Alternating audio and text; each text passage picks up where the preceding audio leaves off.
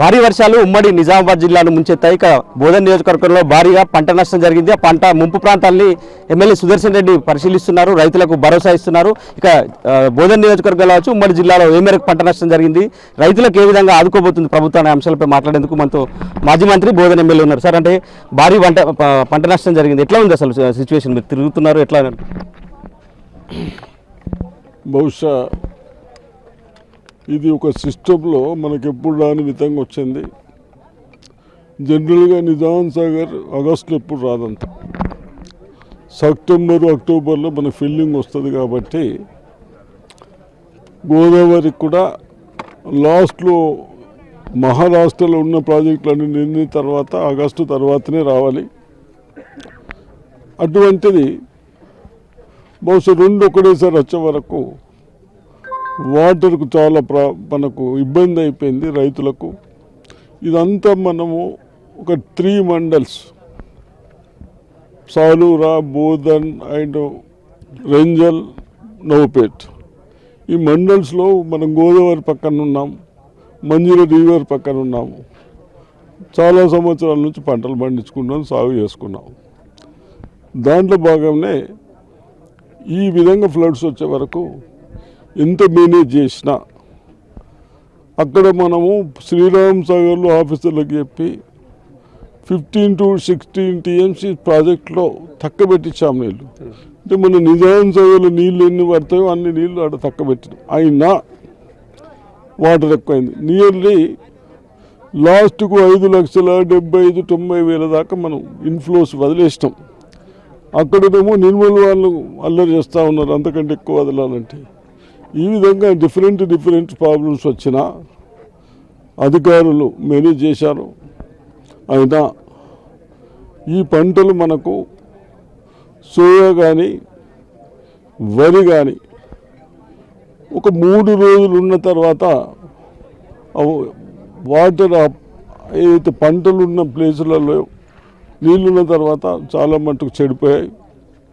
దాన్ని agriculture officer కానీ, తహసీల్దార్ కానీ, వాటర్ ఉన్నప్పుడు పోలీసు కానీ అందరూ ఒక అసోసియేషన్తో బాధ్యతగా పనులు చాలా చేపట్టారు.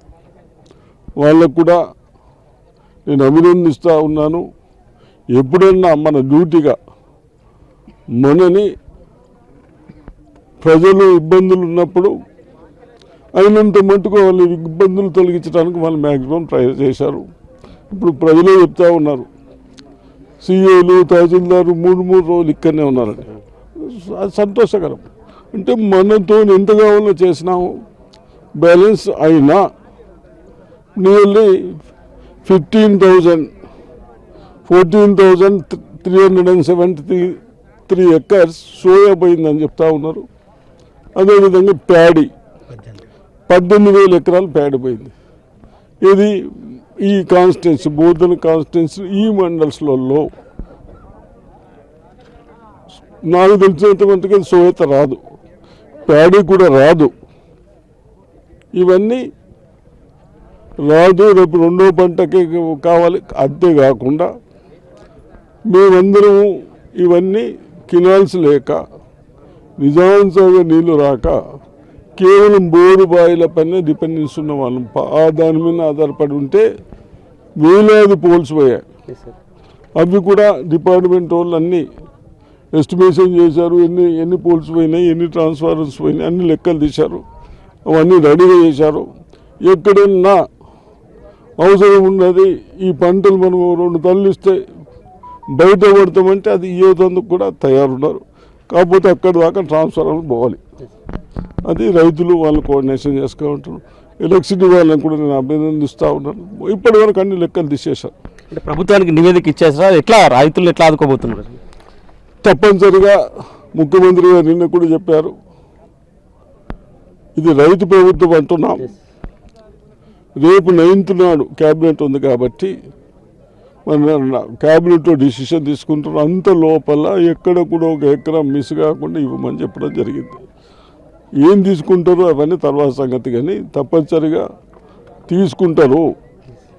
రోడ్లు మనం అనుకుంటాం నాకు ఇంత ఖర్చు అయింది, ఎంత ఖర్చు అయింది అంటే మరి ఇయ్యేందుకు రేవంత్ రెడ్డి గారు అందరం తయారున్నాం, కానీ అక్కడ బడ్జెట్ ఎట్లున్నా బడ్జెట్ మీదకి వెళ్ళి మీ కొరకు, కార్మికుల కొరకు, రైతుల కొరకే ఈ ప్రభుత్వం ఉంది. ఇప్పటి వరకు ఆ విధంగానే ఖర్చు పెడతా ఉన్నాము. ఇప్పుడు కూడా మీకు లాస్ అయింది, ప్రయత్నం చేస్తారు. క్యాబినెట్లో బడ్జెట్ను బట్టి తప్పనిసరిగా ఇస్తారని నాకు. కానీ రైతులు చాలా ఆందోళన ఉన్నారు సార్, ఏం చెప్తారు ప్రభుత్వం తరఫున? తప్పనిసరిగా మన ముఖ్యమంత్రి గారు రేవంత్ రెడ్డి గారు తప్పనిసరిగా నష్టపరిహారం ఇస్తారు. ఇంత అనేది వాళ్ళ క్యాబినెట్ డిసిషన్ తీసుకుంటారు. అధికారులతో డిస్కషన్ చేసి వాళ్ళు క్యాబినెట్ కలిసి డిసిషన్ తీసుకుంటారు. కానీ మీ నియోజకవర్గంలో ఇటు పంట నష్టంతో పాటు రోడ్ల నష్టం కూడా జరుగుతుంది. చాలా చోట్ల రోడ్లు దిగిపోయి రీస్టోర్ కార్యక్రమం ఎట్లా జరుగుతుంది పునరుద్ధరణకు సంబంధించి? తప్పనిసరిగా రోడ్స్ కానీ ఎక్కడైనా ఇప్పుడు ఇక్కడ ఉంది, అక్కడ కొద్దిగా హైట్ ఉంది, డౌన్ ఉంది, ఎక్కడైనా కల్వర్ట్స్ లేవు, ఆ కల్వర్ట్స్ పెట్టుకుంటున్నాము. ఎక్కడైనా రైతులకు అగ్రపడి కొద్దిగా క్లోజ్ చేసుకుంటూ వచ్చున్నాం, అవన్నీ క్లియర్ చేస్తూ ఉన్నాము. మళ్ళీ రైతులు ఏమనుకున్నా మేము ముందర దృష్టి పెట్టుకొని ముందర ఫ్యూచర్లో ఇబ్బంది కాకుండా అవి చెప్తా ఉన్నాం. తప్పనిసరిగా రోడ్లు కానీ గ్రావెల్ రోడ్స్ మొన్న వేయించాం, అవి పోయినాయి. కానీ ఈ కల్వర్ట్స్, ఈ డ్యామేజ్ అయిన రోడ్స్ కూడా చేస్తాం. సో ఇది మొత్తం మీద ఎమ్మెల్యే సుదర్శన్ రెడ్డి చెప్తున్నారు. ఇప్పటికే నియోజకవర్గం మొత్తం కూడా పర్యటిస్తున్నారు. పంట నష్టపోయిన రైతులకు ఖచ్చితంగా ప్రభుత్వం ఆదుకుంటుంది. తమది రైతుల ప్రభుత్వం, ఎలాంటి ఆందోళన చెందాల్సిన అవసరం లేదనేది ఎమ్మెల్యే చెప్తున్నారు. కెమెరామెన్ రవిచరణ్తో బాల్కుమార్, ఎన్టీవీ, నిజామాబాద్.